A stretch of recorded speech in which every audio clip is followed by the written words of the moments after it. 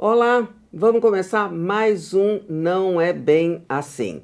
E hoje a gente vai falar sobre os efeitos colaterais dessa encrenca que envolve o Bolsonaro, envolve muita gente, envolve militar, Delgatti, a direita no Brasil. E para a gente discutir isso, debater, fazer piada, morrer de rir, levar a sério, tem aqui meu amigo Marcelo Madureira, meu amigo Pedro Paulo Magalhães e meu também amigo Márcio Fortes. E você que vai ficar aqui porque o programa vai começar.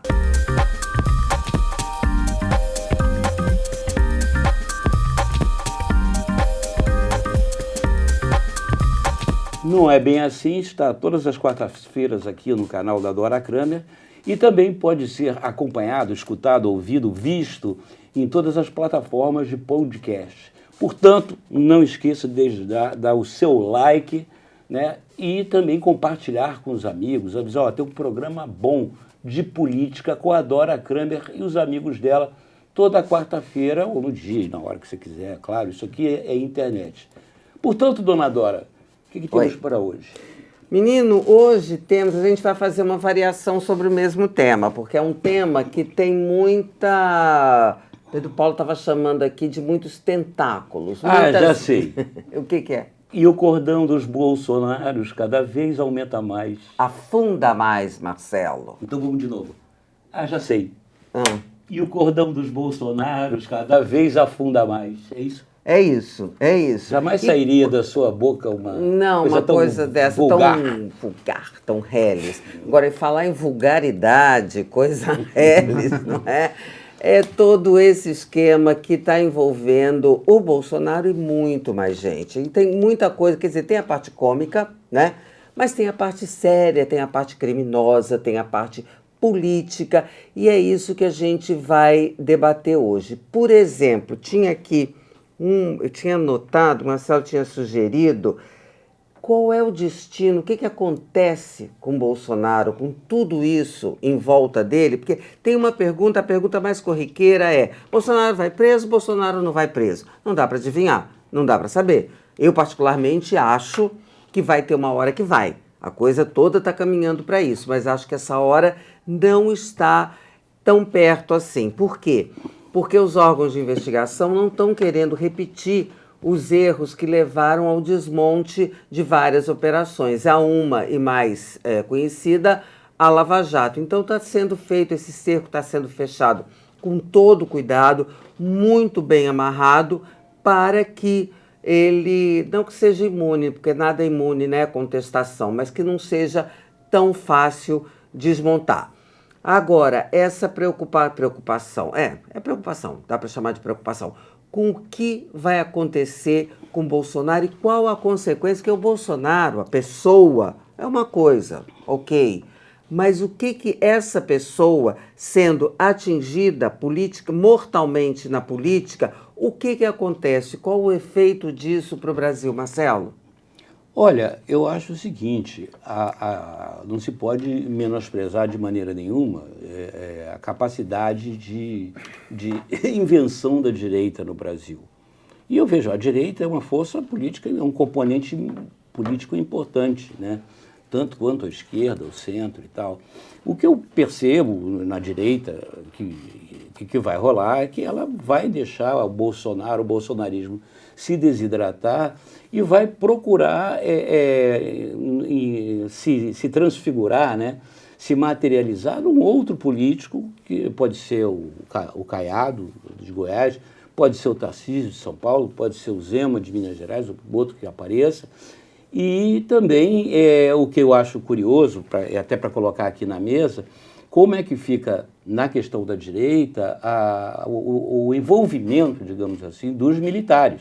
Porque nessa história toda, até agora, os grandes perdedores foram os militares, as Forças Armadas, que se penduraram num esquema, como você mesmo falou, pedestre, trêfego, amador, né? E estão agora em palpos de aranha, né? Estão cada vez mais afundando, envolvidos aí em transações com relógios, sei lá. Quero ilustrar essa parte. Olha, tem uma pesquisa, Genial Quest, que mostra, eu não vou ter um número agora de cabeça, mas ela mostra que os militares, sabe aquele ranking de instituições? Quem Credibilidade. Quem é mais respeitado, quem que não é mais respeitado. E os militares tiveram uma queda mais acentuada, assim, sabe, de 40% para 20% de confiabilidade entre os bolsonaristas. Sabe por quê? Porque acharam que eles não fizeram o que deviam ter feito, que é dar o golpe. Olha só. E, de outro lado, também perde a credibilidade pelo, digamos assim, as razões certas, né? Que não deviam ter se enfiado nisso. Então tem essa pesquisa e tem também... e os militares sempre tiveram assim no topo, né, gente? Da confiabilidade. Sim. Né? Instituição mais confiável. E aí tem também uma outra matéria que já está nos jornais dizendo que já se deram conta e que já estão querendo fazer uma comissão para discutir como é que faz para sair desse buraco. Você tem ideia se dá para sair desse buraco, Márcio? Em primeiro lugar, não sei se é um buraco ou se é uma circunstância motivada pelos recentes acontecimentos, né? Quer dizer, joias, isso, aquilo, o coronel Mauro Cid, o pai dele, general Mauro Cid, também, quer dizer, uma opção de coisas. Mas eu quero destacar algumas coisas do que você colocou, Dora. Primeiro é que o Bolsonaro não é uma pessoa, ele é uma entidade. Não só porque foi presidente da República, mas porque ele foi uma reviravolta na política brasileira. Era o inesperado quando foi eleito em 2018. Então é tudo uma novidade, tudo que toca o Bolsonaro. A maior novidade de todas é que ele não foi reeleito. Então não era assim lá essas coisas, porque a população como um todo não o elegeu. Em segundo lugar, que as Forças Armadas, o Exército, está perdendo prestígio, popularidade e tal, o que é natural, não é natural, mas está acontecendo, não por causa da sua estrutura formal, mas por causa do comportamento pontual de alguns de seus membros. Inclusive agora, mais recentemente, passando por cima do general Mauro Cid, do seu filho, coronel Mauro Cid, para aqueles membros do alto comando que se reuniram com o tal do Walter Delgatti, que são coisas que são ditas, mas formalmente, o alto comando das Forças Armadas não topou o golpe. Quer dizer, a instituição como um todo resistiu ao Bolsonaro, o que é um mérito. Quer dizer, em vez de ter perdido prestígio, deviam ter ganho prestígio, tendo em vista essa circunstância mais importante que as outras. É a minha primeira leitura. A segunda leitura é que as Forças Armadas merecem o prestígio que tinham, ou que ainda têm, não é? Elas têm notáveis contribuições na história do Brasil. Não é o caso aqui de discutir Forças Armadas, mas tudo que aconteceu, né? Não só porque preservou as fronteiras brasileiras em seu tempo, Marechal Rondon, tem uma porção de coisas na história do Brasil que são espetaculares e que se deve em grande parte às Forças Armadas. O Márcio sempre otimista, sempre tem um óculos cor-de-rosa. Mas eu sou filho de militar, viu? Meu pai também. Meu pai tinha sido militar, meu avô, meu bisavô, né, piauienses. Então a gente sabe mais ou menos essas coisas. Eu aprendi menino nas conversas em família e tal, negócio de militar, promoções. Eu sei ler Dragona. Mas o que eu acho é que os militares, na realidade, nessa história, eles estão numa situação atravessada, porque Sim. eles não se posicionaram, não houve um posicionamento de um grupo, não tem isso. É tudo na surdina, tudo está acontecendo, a gente vai percebendo uma contaminação muito maior do que a imaginada anteriormente. Porque se você vai falar do Mauro Cid, bom, aí é a curriola ali do Bolsonaro, do gabinete, é uma coisa diferente, é um oficial de patente, não é um general, né? Agora o pai do Mauro Cid já é um general, aposentado, mas que se prestou a papéis, né, indecorosos, no mínimo ilegais, né? Quer dizer, sabendo que estava fazendo uma ilegalidade. Agora, ao mesmo tempo, quando o Walter Delgatti diz que foi conversar com a defesa daquele jeito, ninguém podia imaginar que o Exército precisasse. A gente sabe que o Exército, Marinha, Aeronáutica tem competência nessa questão de informática. Tem técnica. A Marinha, então, é muito competente, é muito conceituada nesse ambiente. Para que precisa de falar com um porque rastaquera? O presidente mandou, foi o presidente que pediu, exatamente, entendeu? Então, aí é que tá. Mas essa coisa é uma coisa assim completamente fora da... Até a gente estava falando um pouco antes, a questão desse artigo 142, em que o presidente o comandante supremo das Forças Armadas, mas ao mesmo tempo as Forças Armadas têm um papel institucional. Como é que faz essa história? Então o executivo que está em cima dessa história, isso é tudo confuso. Deixa eu meter na minha colher, eu sei que a Dora Kramer vai me dar uma bronca, mas tudo bem, eu estou pronto. É que isso é um problema histórico, né, da República Brasileira, proclamada através do golpe militar. Anteriormente, desde 1893, o que o Brasil vem enrolando, empurrando com a barriga é uma questão militar. Os militares, e aí não é nenhum juízo de valor, mas eles se acham caudatários, avalistas da República. Avalistas, portanto, da democracia. Cabe aos militares, não são de hoje, não, isso é de séculos, dizer o que é democrático, o que não é democrático. Nós que não somos militares, nós somos paisanos, né? Eles são os militares, nós somos os casacas. Eles não, os militares, eles pairam acima, né? E, inclusive, imaginam para si uma espécie de poder moderador, de dizer assim, o que é republicano, o que não é republicano. Que é o que diz o 142. É aí que eu queria chegar. Entendeu? É nessa questão. Eu acho que talvez seja o momento oportuno para que, de uma vez por todas, a sociedade brasileira, os militares, inclusive, sentem numa mesa e combinem direitinho qual é o papel das Forças Armadas na sociedade brasileira, na política brasileira. Eu concordo, mas não vai ser esse governo que vai fazer isso, não. É porque tem um pudor, isso que o Pedro Paulo diz, que é tudo na surdina, não tem uma coisa que se diga, olha, a posição dos militares é sempre ali. Aí uma fonte militar falou ali no secreto, não tem isso que Marcelo falou, de uma posição clara. Não sei, é medo, é pudor, o que é? O que ficou? É claro que isso é resquício da ditadura, óbvio, né? Mas o resquício da ditadura é mais profundo, como o Marcelo falou, porque isso é um histórico do Brasil desde a sua primeira Constituição, em que atribui às Forças Armadas um papel destacado sem uma âncora. A gente superestima de uma maneira inadequada, é isso, Pedro Paulo? Que sim. Você sabe, a discussão de 88 teve essa discussão do 4.2, foi uma discussão importante na época da Constituinte e que acabou ser, como tudo no Brasil, faz o mestre sem quebra-ovo, né? Dá uma ajeitada, né? E consegue ir para frente porque estava muito próximo da ditadura, não vamos confrontar o Leônidas, não sei o que e tal, e com isso, Leônidas era um general da época, importante, né, que representava o Exército, era uma voz do Exército. Aliás, isso é outra coisa, né? O Exército hoje não tem esses generais, não são conhecidos os generais que têm voz no Exército. É uma coisa meio...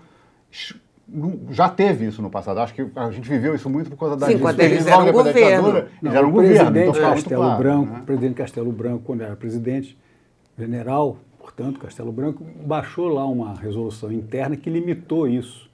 Quer dizer, hoje você não pode ser general. General são 3, brigada, divisão e exército. 3 graduações de general. Você não pode ser general somando os 3 por mais de 12 anos. Quando chega a 12 anos, acabou, vai para a reserva. Né? Depois você também não pode chegar... É um negócio tudo organizado e não é de hoje. Quer dizer, ninguém entra de coronel sem ter sido major. Agora, veio lá um capitão que foi expulso e desorganizou. Desorganizou, pelo menos, desorganizou com relação à imagem, à opinião pública, e pesquisa está aí para dizer qual foi o prejuízo. Agora, temos a questão militar, temos a questão político-partidária, essa confusão, eu estou chamando de encrenca. Só para aclarar um detalhe importante do que você falou, é o seguinte, esse capitão, essa ala das Forças Armadas, ela toda tem origem digamos assim, na parte podre das Forças Armadas, aquela que era dedicada à tortura, aos sequestros, à guerra suja, enfim, tudo aquilo que é contra a lei. Porque há uma parte das Forças Armadas que é legalista, entendeu? Agora, curiosamente... E graças a essas não teve golpe, como bem pontuou o Márcio. Veio da banda podre das Forças Armadas, como tem em qualquer instituição, essa escumalha. Esse pessoal veio todo da banda podre. E acaba contaminando, né, Marcelo? Acaba contaminando. Então, porque... é uma boa ocasião para você, digamos assim, dedetizar, né? Separar o joio do trigo. Mas é tão complicado o assunto que você vê todo mundo nessa confusão. É Delgatti condenado, é Carla Zambelli transformada em ré, é possibilidade de Bolsonaro ser preso, é tenente-coronel preso. Agora, no âmbito militar, a punição, né, em relação a isso, a esses que estão envolvidos, você vê que não se fala. Nessa história de fontes também, ali uma coisa meio escondida, eu fiquei sabendo qual é a posição. A posição é o seguinte, é punir todo mundo que estiver envolvido, mas só depois que estiverem concluídas todas as investigações e definidos todos os condenados no âmbito civil. Vocês me chamam de otimista, tá vendo? Talvez eu seja. Mas é que eu até agora só vi coisas boas acontecerem no Brasil. O progresso. Por isso você está aqui com a gente. Já conversando. É um prazer também. Mas o fato é o seguinte. Está entrando na normalidade. Hoje o ministro da Defesa é um civil conceituado. O ministro Zé Múcio, quer dizer, foi do Tribunal de Contas, foi deputado, foi ministro disso, daquilo, e é uma pessoa agradabilíssima e tal, jeitoso. É cantor, compositor, está acabando de lançar agora no pernambucano. disco. Pernambucano. É importantíssimo no De Brasil bom ser humor. pernambucano. Então, daí é uma volta, porque né, durante o governo Bolsonaro, aliás, a partir do governo Temer, o ministro da Defesa voltou a ser um militar. Não, passou a ser um militar. isso. É, foi a porque primeira o vez. Fernando Henrique que Então. criou o Ministério da Defesa, colocou um civil, Elcio Álvares, numa coisa que não deu muito certo, No começo, né? no No começo. senador, e aí, como o Márcio diz, no Temer, e aí nunca mais foi militar, certo? Aldo Rebelo, Ministro que era da do Defesa. PCdoB. Isso. Então. Raul Jugman, que era do Partidão. Partidão, isso. Quer E dizer, aí, houve- no Temer, há um volta. avanço positivo. E essa criação do Ministério da Defesa, no comecinho do segundo mandato do Fernando Henrique, eu acompanhei na época, não foi fácil. Havia dificuldades para isso, porque o cara era ministro do Exército, ministro da Marinha, ministro daquele. Os 3 ministros passaram a ser comandantes das forças, não mais ministro. É mais ou menos a mesma coisa, mas o carimbo de ministro é importante. Então isso aconteceu. Há uma evolução positiva. E a evolução positiva, referindo ao que o Marcelo falou, que é escumar o joio do trigo, o Golbery é que dizia, né? Está no livro do Hélio Gaspari, não sou eu que estou inventando isso, né? Tá certo? Quer dizer, são os militares de boa fé e tal. Como é que era o negócio, a expressão que ele usava? Uma coisa qualquer que dizia assim, os caras querem o bem, mas são destrambelhados, não sabem fazer direito e tal, não tinham convívio com o meio civil, não é? Então essa é uma tendência positiva. E mais, o general hoje, comandante do Exército, eu vi nos jornais nos últimos 2 dias, tomou uma posição, percebendo a perda de prestígio do Exército, particularmente, baixou um regulamento interno, uma ordem de serviço, uma coisa assim qualquer, institucionalizando um grupo que vai tratar desse assunto. Isso é a tal comissão para ver se recupera a imagem, não é isso? Nem o objetivo não é recuperar a imagem, é ver o que tem que fazer para a imagem ser recuperada. Quer dizer, eles não vão fazer propaganda, não é isso.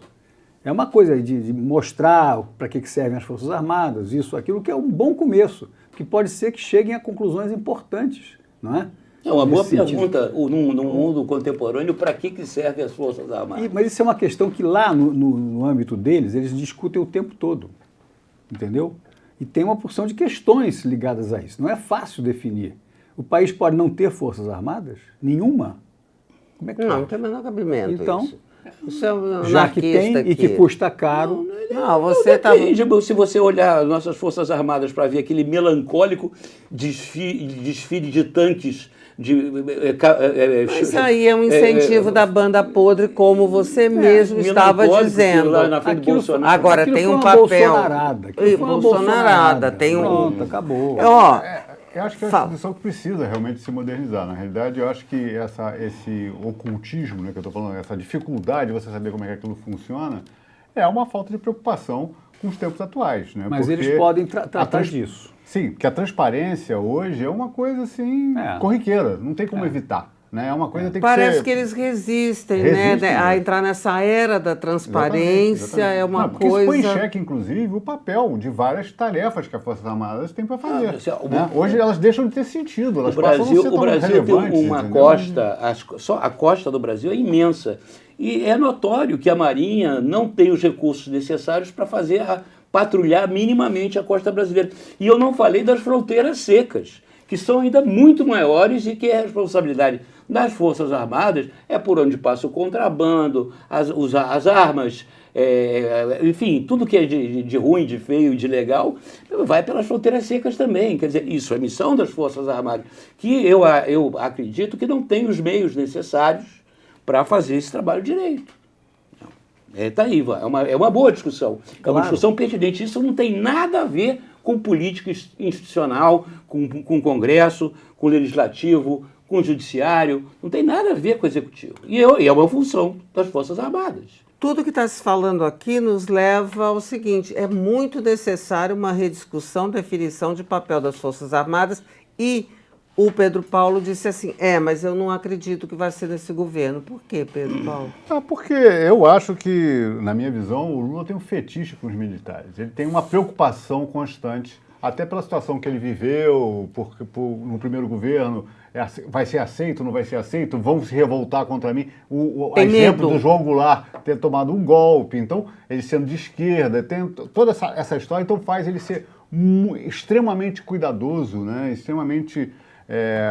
excessivamente pisando em ovos, talvez com a questão dos militares. E eu acho que esse momento é um momento muito grave.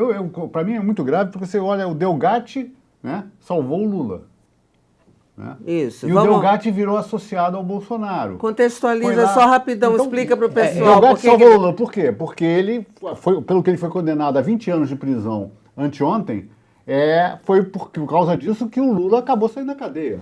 Ele foi condenado por ter hackeado as mensagens do Deltan Dallagnol, do Sérgio Moro, e aí isso foi usado para a suspeição do Sérgio Moro, que resulta na anulação, arquivamento? Resultou no abandono das ações.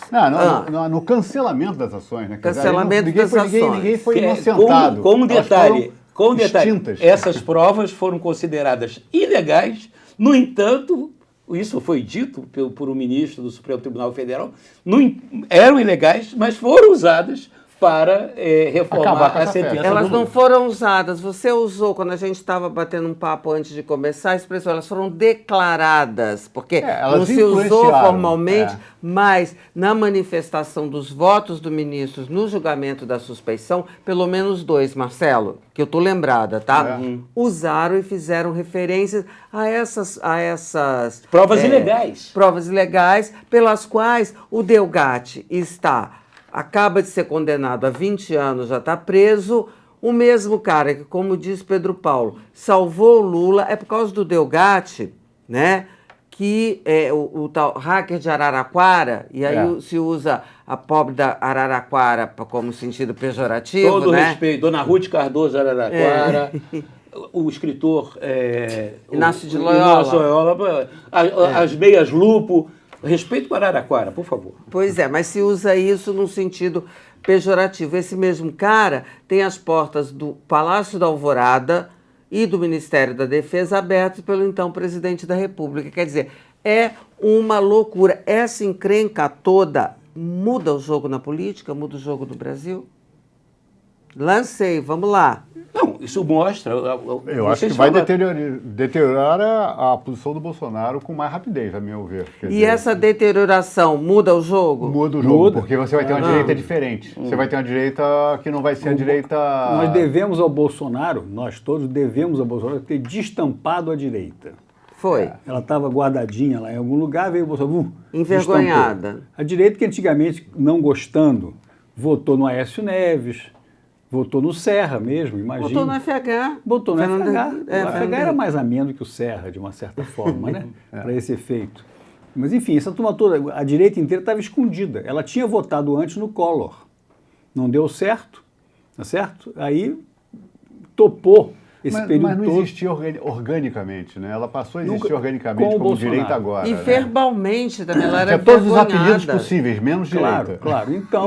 Todo mundo tinha vergonha. O conceito da tampa, acho muito apropriado, né? Isso é uma coisa interessante, porque eu acho melhor que a direita esteja por aí, lógico. Na Claro, luz. transparente. Estávamos acabando de competindo. defender isso para os É uma militares. tendo discussão candidatos clara, né? que verbalizem o clara. pensamento Se a gente dele. tiver uma direita propositiva, uma direita, uma parcela dos brasileiros são de direita, uma parcela dos brasileiros são conservadores, eles fazem parte da sociedade brasileira e podem e devem contribuir para o debate das questões nacionais. Não tem nenhum problema Tudo bem. com relação a isso. Só um detalhezinho que o Pedro Paulo falou ali, antes de começar aqui o programa, a gravação, mas também mostraram uma certa incompetência meio de vaudeville, né? Não todos. Não, é porque é o Bolsonaro, é um fenômeno do Bolsonaro. Né? Ele destampou a direita, mas não foi reeleito pelas suas falhas, pelas suas características, que não são adequadas à função institucional de um presidente da República. Daí é que ele recebe no Palácio da Alvorada um criminoso, como esse Walter Delgatti, encaminha o camarada à chefia das Forças Armadas. A chefia das Forças Armadas recebe o camarada, conversa lá alguma coisa, faz isso, faz aquilo, não é? Trama algum hackeamento do celular do ministro Alexandre de Moraes e tal, tenta falsificar as urnas eletrônicas, tudo isso está nos jornais. Eles chegaram a propor colocar linhas falsas do programa da urna eletrônica para que você para mostrar uma coisa primária, sem se lembrarem de que esse Walter Delgatti foi o Vaza Jato no seu tempo, em que o Sérgio Moro e o Deltan Dallagnol e os outros que participaram daquela armação para condenar o Lula, eles eram incompetentes, eles eram primários, eles não tinham cuidados na sua própria comunicação. Então a Vaza Jato, pelo que eu aprendi com o Pedro Doria até, tá certo? Fez uma matéria verbal sobre isso. Estará brevemente aqui conosco. Ótimo. Então, o Pedro Doria apontou que aquilo que ele fez, o Delgatti, era primário. Não tinha nenhum mistério. Qualquer um podia fazer, eu, você, qualquer um podia fazer. Naquele momento. Depois o pessoal começou a se cuidar mais, negócio de criptografia, isso e aquilo. Naquele tempo não tinha. Então imaginar que esse camarada que era primário pudesse demonstrar a fragilidade da urna eletrônica, gravar um celular do ministro do Supremo, isso e aquilo, é parte do bolsonarismo primário. Me impressiona mais o presidente da República e o seu entorno assumir esse risco. Porque se você pega uma pessoa que fez isso, passa a ser credencial. Não, ele é a pessoa boa para assumir isso. A história que estão contando é que o Bolsonaro pediu que ele assumisse um ato que ele já tinha feito de escuta no Moraes. Né? Quer dizer, é o seguinte, como você é hacker, você pode assumir isso. Eu estou precisando de uma pessoa que põe essa coisa para fora. Quer dizer, para ninguém ficar sabendo que você fazer pacto com um marginal desse tipo de coisa... Vem cá, tá querendo o quê? Vai dar errado. Porque não acha que se funcionou lá, pode funcionar aqui. E guardadas todas as proporções, quando as pessoas defendem a permanência do Augusto Aras na Procuradoria-Geral da República, fazem a mesma linha de raciocínio. É verdade. Serviu lá, pode servir cá. É a mesma coisa, a mesma então, besteira. vou te contar. Pau que serve a Francisco também Serve serve O que a é Chico. impressionante, o que me impressiona é que o país seja dirigido e conduzido por essas mazelas, que determinam coisas, determinam uma opção de coisas. Então, fica olhando assim, fica aparecendo República de Banana. Fica parecendo um país que não tem estrutura. É muito contraditório isso, é extremamente contraditório. Muito contraditório com algumas firmezas institucionais que a gente tem, né? Então, é uma coisa lá, outra cá. Agora, eu queria fazer recreio. Agora, recreio, tá? Mas não é um recreio, é um recreio para a gente falar de um assunto Minha aqui. mãe esqueceu de colocar minha merenda. Olha só. Estava lendo outro dia que tem 4 ministros, eu até anotei o nome para não esquecer. Rui Costa, Fernando Haddad, gente importante, Casa Civil, Fazenda, Luiz Marinho do Trabalho e Camilo Santana da Educação. Estão dando calote no dízimo do PT, porque vocês sabem, né? Se não sabem, ficam sabendo. O PT cobra entre 2% e 15% de todos os seus filiados que tenham cargos públicos. Se isso não é desvio de dinheiro, não sei bem o que é, tá? Mas, enfim, vamos tocar. E esse pessoal está devendo, não tá pagando. Mas tem o fundo eleitoral também. Como é que fica? Então. Tem o fundo partidário. O fundo partidário. Os dois, fundo eleitoral, fundo partidário. Fundo eleitoral. Não seria bitributação? Grana para os cofres do partido. E por causa disso, vocês lembraram bem, o partido, e até por conta desse calote, está pensando em diminuir esses 2% e 15%, reduzir. Sério. Aí falaram assim, por quê? Porque já tem dinheiro público, então a gente precisa menos do dinheiro dos nossos filiados. Eu não sei, porque é engraçado. Porque isso é verdade. Quem tem o fundo partidário não precisa mesmo do dinheiro. Claro, tem dinheiro público. Então o dinheiro vai passar né? a ser apenas uma marca da fidelidade. É tipo a igreja evangélica. A igreja evangélica é mais caro. Não, é 10%, é o dízimo. Mas é tipo, é tudo, o sentido é esse. Se cobrar 1% do vencimento dos ministros, dos funcionários públicos, você mantém a ligação com o partido, quer dizer, indica que está ocupando aquele cargo público porque é filiado ao PT, sem que isso contribua para as finanças do partido. Mas o que vocês acham do calote? O gostoso é o calote. É uma coisa Tá ruim para todo mundo agora. Tá ruim para todo mundo. É o calote. Eu tô e aí como é que vai cobrar do ministro da Casa Civil? E a natação dos garotos e o cursinho de inglês, como é que fica? Tem que explicar para a patroa. Chega lá no final, você faz as contas. Aí sabe como é que faz isso? Não pode cobrar do ministro. Aí dá lá para o jornal, dá a pauta para o jornal, e aí sai uma matéria e rola um constrangimento, né? É treta. Lá dentro do partido eles vão ajeitar essa situação, não é possível, né? Primeiro tem que tirar dos jornais, já saiu. Já, só entrou saiu só uma rapidinho. matéria que só a gente prestou atenção. Mas agora... Mas a gente está aqui para isso, para prestar atenção. Com este programa, que tem milhões de pessoas que não só assistem o canal, como assinam o canal, né, porque já assinaram o canal, já deram like, esse assunto vai vir como a suíte dele, como se diz jornalismo, vai vir como uma avalanche. Né? Afinal, os ministros têm que pagar o atrasado? Não sei. Deve ter que pagar, tem que ajustar as contas. Mas como é que faz? Qual é a punição? Não pode ir na piscina domingo, no clube. O cara vê lá, está atrasado na mensalidade, não pode frequentar o clube. Normalmente. Eu estou achando que vai dar uma boa de uma anistia nisso, sabe? Mais Fica uma. Tudo por... Ué, tem dinheiro público, se tem o dinheirama do fundo eleitoral. Anistia agora é a bola da vez, anistia de tudo. Não, é a palavra anistia de ordem. Multa, anistia, está todo mundo fechado em cima disso. De então, multa de partido, contribuição, por que de não? multa lá que o Tarcísio quer fazer, multa do pessoal que não usou máscara na vacina.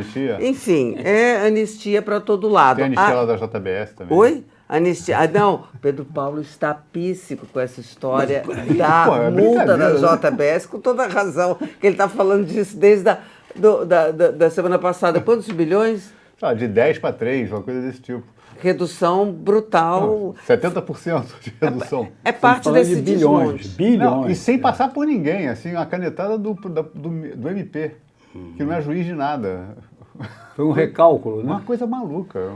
Enquanto o Madureira aqui, por causa de uma questão contábil, né, eu pago R$ 3.600 todo mês à Receita Federal por um lucro contábil que eu não tive.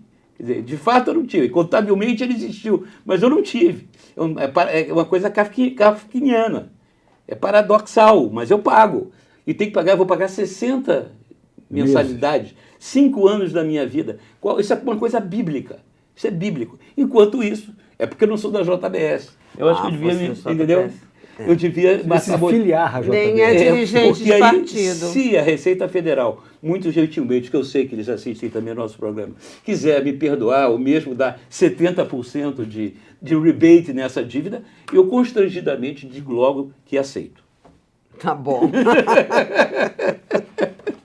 Isso tudo faz parte, a gente está falando de um país, como é que a gente está falando o Brasil... Só para quem chegou agora, esse programa a gente trata da Finlândia, entendeu? Isso aqui é a Finlândia, não tem qualquer semelhança com outro país, é mera coincidência. E como diz você, vai tudo mal na Finlândia, né? Finlândia não tem jeito. Finlândia não tem jeito, tá? Mas a gente discutia...